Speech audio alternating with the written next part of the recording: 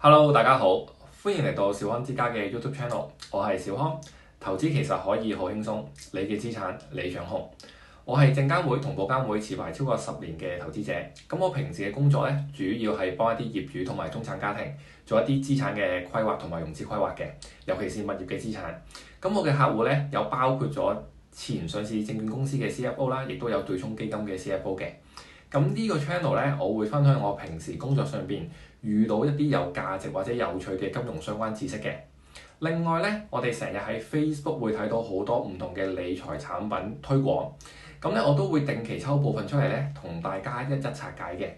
因為咧，其實啲廣告咧背後其實係想推啲咩產品咧，但係咧啲廣告又成日講啲唔講啲，咁咧下下都要大家留 WhatsApp 啊，或者留個電話，好似好神秘咁。咁我就會咧直接喺個 channel 嗰度咧去講俾大家聽，其實佢背後想賣啲咩或者想推廣啲乜嘢嘅。咁我都會分享一啲咧市場最新嘅資訊，包括就係而家上年推出嘅定息按揭啦，咁包括匯豐同埋恒生咁樣。咁其實定息按揭抵唔抵做咧？有啲乜嘢要注意咧？